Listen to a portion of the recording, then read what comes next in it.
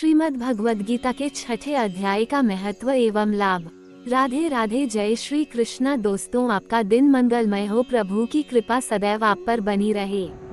श्रीमद् भगवद गीता के छठे अध्याय को ध्यान योग के नाम से जाना जाता है। इस अध्याय में भगवान श्री कृष्ण ने ध्यान और योग की विधियों, उनके लाभों और अभ्यास के लिए आवश्यक नियमों का विस्तार से वर्णन किया है। यह अध्याय उन लोगों के लिए विशेष रूप से महत्वपूर्ण है जो मन को शांत करना चाहते हैं और आंतरिक शांति एवं आत्म साक्षात्कार की तलाश में हैं। यह अध्याय सिखाता है कि किस प्रकार एक व्यक्ति अपने मन को नियंत्रित कर सकता है। मन को नियंत्रित करने से जीवन में संतुलन, एकाग्रता और स्थिरता आती है। भगवान कृष्ण अर्जुन को बताते हैं कि योग का अभ्यास केवल शारीरिक क्रिया नहीं है, बल्कि यह मन और इंद्रियों को वश में करने की एक प्रक्रिया है। छठा अध्याय का महात्म्य। श्री भगवान कहते हैं, सुमुखी, अब मैं छठे अध्याय का महात्म्य बतलाता हूँ, जिसे सुनने वाले मनुष्यों के लिए मुक्ति करत लगत हो जाती है।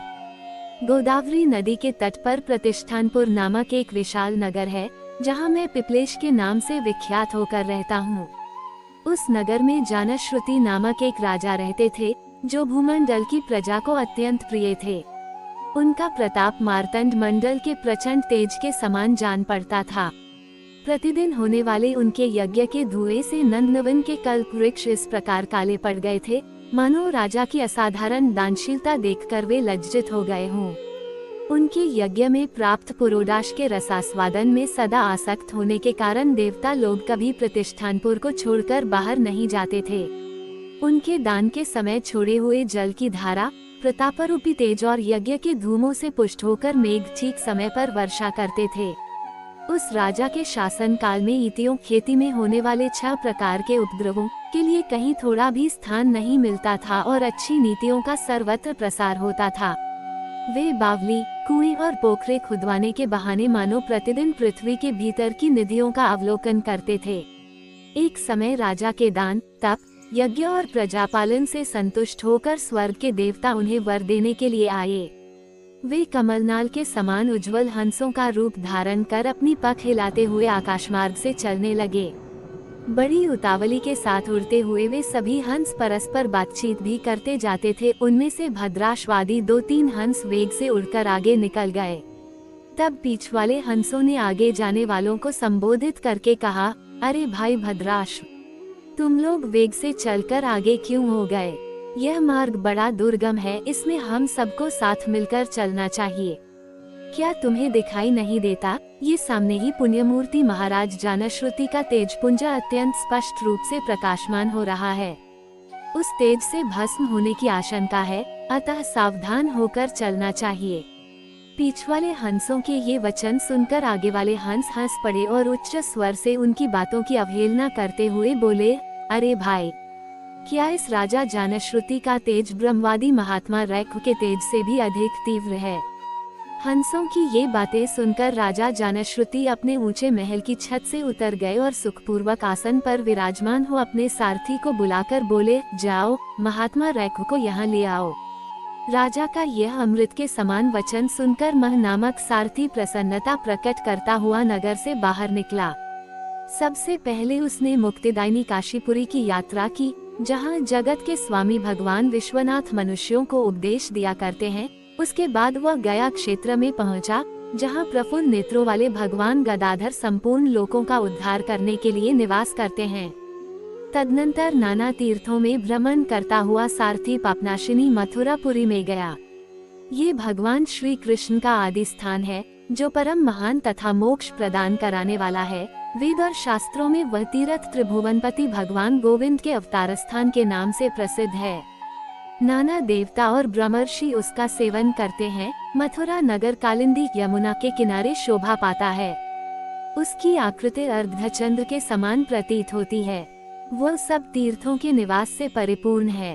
परम आनंद प्रदान करने के कारण सुंदर प्रतीत होता है।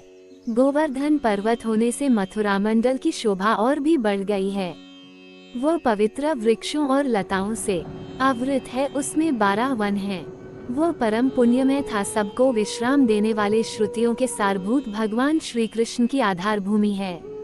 तत्पश्चात मथुरा से पश्चिम और उत्तर दिशा की ओर बहुत दूर तक जाने पर सारथी को काश्मीर नामक नगर दिखाई दिया, जहां शंख के समान उज्जवल गगनचुंबी महलों की पंक्तियां भगवान शंकर के अट्टहास की शोभा पाती हैं, जहां ब्राह्मणों के शास्त्रीय आलाप सुनकर मूक मनुष्य भी सुंदर वाणी और पर्दों का उच्चारण करते हुए देवता के समान हो जाते हैं, जहां निरंतर होने वाले यज्ञ धूम से व्याप्त होने के कारण आकाश मंडल मेघों से धुलते रहने पर भी अपनी कालिमा नहीं छोड़ते, जहां उपाध्याय के पास आकर छात्र जनकालीन अभ्यास से ही संपूर्ण कलाएं स्वतः पढ़ लेते हैं, तथा जहां मणिकेश्वर नाम से प्रसिद्ध भगवान चंद्रशेखर देहधारियों को वरदान देने के लिए नित्य निवास करते हैं। काश्मीर के राजा मणिकेश्वर ने दिग्विजय में समस्त राजाओं को जीतकर भगवान शिव का पूजन किया था, तभी से उनका नाम मणिकेश्वर हो गया था। उन्हीं के मंदिर के दरवाजे पर महात्मा रैक्व एक छोटी सी गाड़ी पर बैठे अपने अंगों को खुजलाते हुए वृक्ष की छाया का सेवन कर रहे थे। इसी अवस्था में सारथी ने उन्हें देखा। राजा के बताए हुए भिन्न भिन्न चिन्हों से उसने शीघ्र ही रैक्व को पहचान लिया और उनके चरणों में प्रणाम करके कहा, ब्राह्मण, आप किस स्थान पर रहते हैं? आपका पूरा नाम क्या है? आप तो सदा स्वच्छंद विचरने वाले हैं, फिर यहाँ किस लिए ठहरे हैं? इस समय आपका क्या करने का विचार है?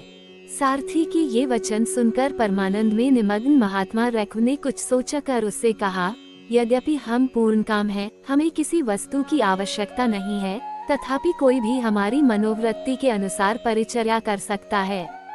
रैक्व के हार्दिक अभिप्राय को आदरपूर्वक ग्रहण करके सारथी धीरे से राजा के पास चल दिया।